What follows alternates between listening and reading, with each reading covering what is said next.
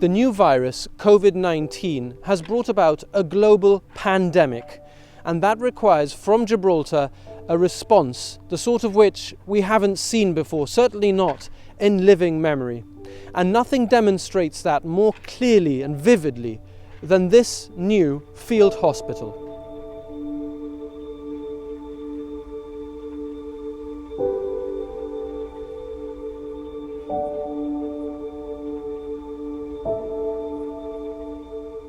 And it's remarkable what Gibraltar can achieve when we're all rowing in the same direction. We've seen people here like Stuart Ben-Salon starting this process from scratch, then the GHA taking over to ensure that the standards of St. Bernard's are brought to Europa, and if you're brought here instead of St. Bernard's, you'll have the same standard of care from our matrons, from our nursing staff. Everyone has been superb, and I can't go through the list of people who have made this a reality because I will leave people out. In slower order, we will be able to thank everybody who has made this a reality in less than 3 weeks, and I hope that this is the biggest waste of time and money that the government of Gibraltar has ever embarked upon, and that this place is idle. But look, seeing the experiences of other countries, we want to make sure that there is no resident of Gibraltar that ends up having to lie on a corridor because there isn't a bed available for him or her when they need us in the context of this pandemic. I think it looks very impressive because it is very, very impressive. It's come together in an incredibly short period of time, and it is a very, very, very clear demonstration of how when you bring the teams together in the GHA, we can achieve almost the impossible. The level of care that we will be able to provide here will be high-class care, albeit at a different location. So, albeit that this is a new facility, we must consider this to be an additional ward for the hospital. And so everything that applies to the hospital applies here in terms of the nursing care, in terms of the medical care, in terms of the infrastructure, the IT, tracking patients, making sure that we know where everybody is. We're making sure that we know when they come in, how ill or well they are, an anticipated length of stay. All of these things will be exactly the same as in the hospital. So the care will be high class. So we have equipment, we have staffing, we have anything from support clerical staff, from any other support services like physio.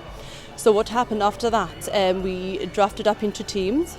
So each nursing team drafted up specific objectives which they needed to action on a daily basis and timed, and they would need to report back to myself or Sarah in timely manner so we could action them with our Silver Command, who became our Director of Nursing Services, Sandy Gracia. I mean, the work carried out here is incredible. It's amazing. I have no words to describe, how proud I am as Minister for Health and Care about the work that especially the nursing staff have been doing and the teams all together just to make sure that this is a success. Hopefully, this success will not be used. That's what we can all hope for. But if we need it, it's here. And as I said, I'm extremely proud of the work that they have all done.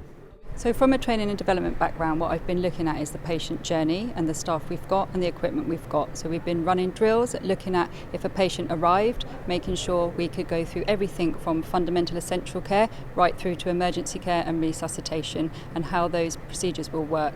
So put everything in place to accept a transfer from St. Bernard's Hospital, to make sure we have a structured process so that we can identify the patients that are most appropriate to be nursed here. However, if they do come here and they deteriorate, we will make sure that's picked up on early and arrange transfer back to St. Bernard's Hospital, which will have the more high dependency critical care nursing structure in place.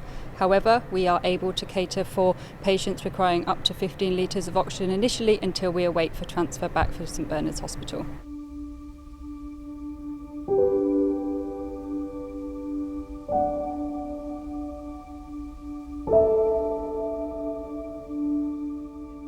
I think when you stand on the balcony and look down at the facility and look at those 190 beds, you can't help to be struck by the fact that the numbers involved. And clearly we've taken direction from the Director of Public Health, who's told us what kind of numbers we need to cater for in this facility. The thought that we will use all those beds is quite a daunting thought. But I know that we're ready to look after patients if we have to, and one hopes that we don't have to use the facility, of course, but we're there if we're needed. As announced, Dr. Casaglia will be leading the Nightingale Field Hospital. Has the government considered the recent Industrial Tribunal verdict when making the appointment?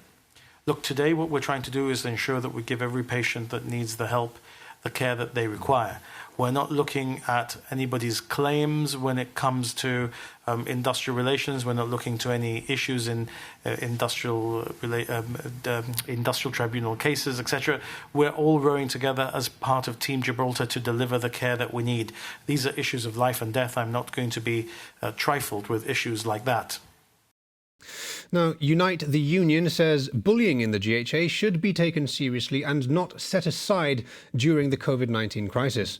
The union says it is supportive of the government given the current demands which are unfolding with the pandemic.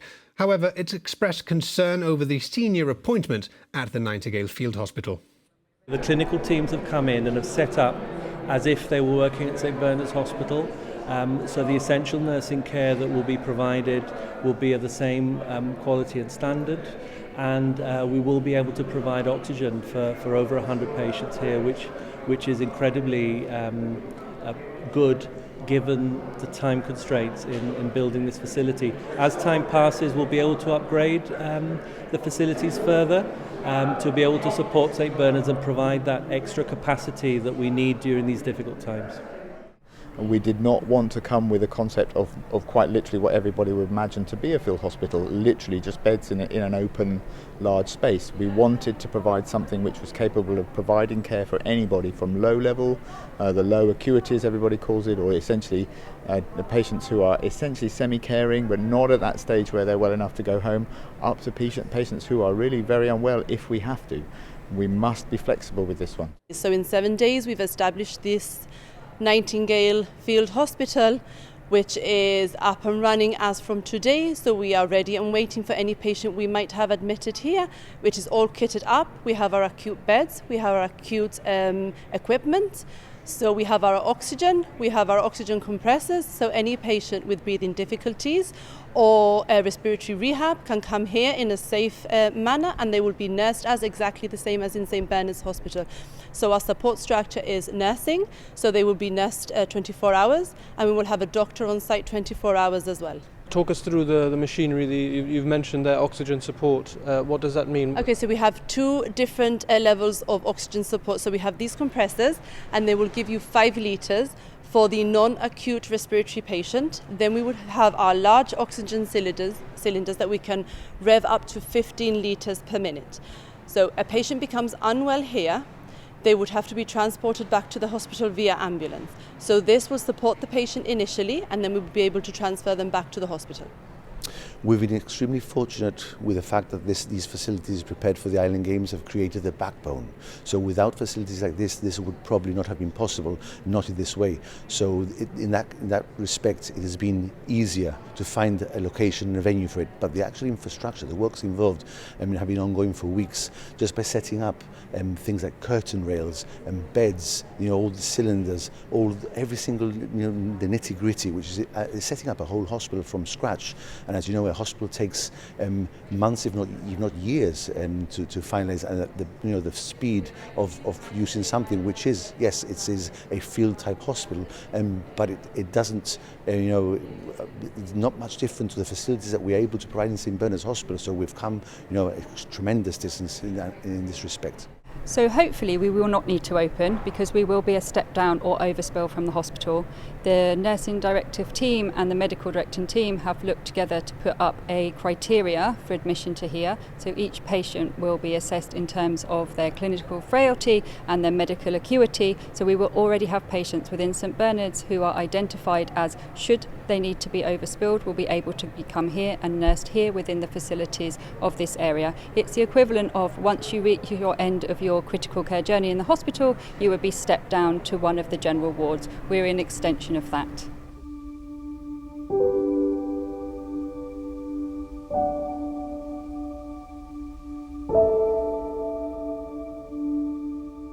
So I want the public to look at this as this is an extension of St Bernard's Hospital.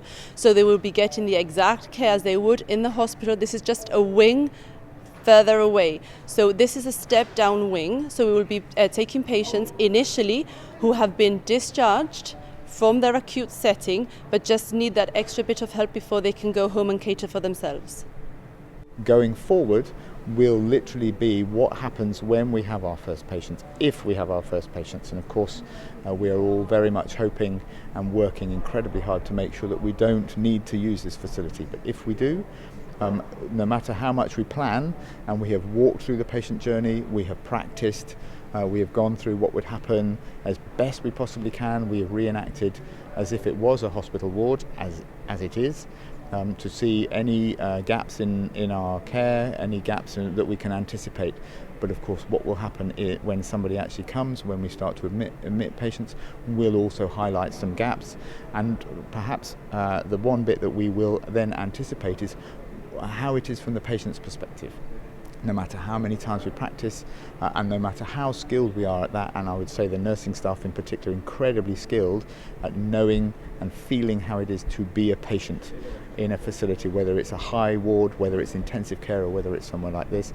But it's another thing to actually be admitted here and how that feels. So that's something that I think will be a challenge, but we will always rise to it. And I have absolutely every confidence in my nursing staff and in the teams who will be caring for the patients here. And in my Silver Command, we're talking a lot about Silver Command. Silver Command is really the heads of department, what we originally called our tactical group. We spoke about that before, which we've now, after the major incident, declared called Silver Command. We have an operations cell, and we are there to support the hospital and the Nightingale facility, which is part of the hospital, to make sure they have everything they need as soon as they need it, to make sure that nothing is an obstacle to looking after our patients. So we've been supported by our nursing director, Sandy Gracia, in making sure that we have a core body of very senior GHA nurses to run the facility. Natasha and myself, Natalie Dignam, Priscilla Ryan, and we've got 3 of our experienced RGNs here as well, our registered general nurses. We've also been supported by the New Cross agency nurses that were flown out last week, and they're currently here. They've been with us for the last week, going through their induction, looking at any training needs that might be required for them to be able to operate in this logistically different setting to what is essentially an extension of the hospital, but comes with its own specific challenges in terms of layout, which we've overcome just to make sure that any patient who needs to be nursed here will receive the same high quality, safe, person-centred care that they would receive in St Bernard's wards. So everybody has worked together from government, from St Bernard's, to make sure that we have got that infrastructure here. So we will have our own paging system, we've got our own comms room, we'll have our own switchboard, and all our computer system is linked directly with the GHA, so everything we would have there, we have here in the facility. And how would you describe the morale among GHA staff? Because on the one hand, there must be great team spirit in sort of saying we can do this, but on the other it must be quite sobering to see so many new beds being set up. It's extremely sobering, but I think people are hoping and expecting this facility not to be used. But this has definitely brought the GHA together as one. I mean, they're all very happy to work together. The team spirit has been incredible. And as I said, I'm very proud to see everyone coming together for one common cause. So again, I must congratulate them all, but especially mention the nursing staff for their great work. So we really have to thank Stuart Bensadon for all the incredible work he'd done before we arrived. Once it was seemed to be needed to escalate and we came as the nursing team to set up the nursing side, he has supported us 100%. Anything we've needed, he's tried to procure for us, along with the government and Silver Command and our Director of Nursing. So he's been with us every step of the way for ensuring that any patient who would need to come here has everything they could possibly need.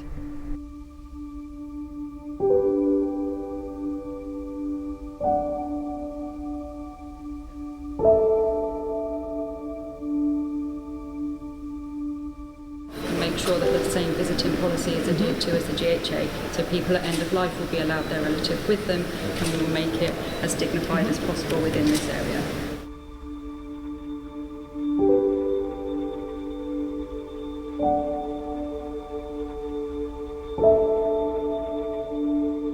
There are some very positive threads to this story, but there's also no getting around the fact that we are inside a facility that looks like something you might see in a war effort. How difficult is that for you on a human level and for staff on a human level to see and to contemplate what could potentially lie in store? For me, and I know for all of the team, this is very much a roller coaster of emotions. And on one side, we are uplifted with a team effort, feeling part of this incredibly effective team, and pushing forward. Often, you see reports in the media of how these things are being put into place in other countries, but we are ahead. It's a very belonging feeling to be part of a team like that, and makes me very proud of my teams, and I'm sure they're very proud of the efforts that we put in.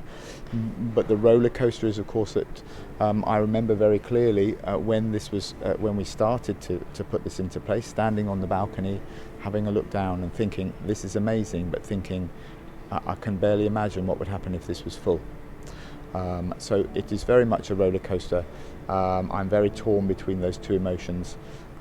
There's that little glimmer of hope in my mind and in my heart that if we keep going with our social distancing, our wash your hand message, keeping at home, and as a community we fight this virus, there is that little glimmer of hope in my heart that we won't need this, but we must have it ready. We must. And if it does start to be used, there will be no question in my mind that we will care for our patients. My teams will come into action, and there will be no emotion then. It will all be about providing the best possible care, single-minded, doing our best. Okay, so I can speak only for myself in the respects that there might be a bit of an element of fear, but to tell you the truth, we've been so well supported by our Silver Commander, Director of Nursing, and by government that we feel more than prepared to take on the challenge of nursing sick patients here.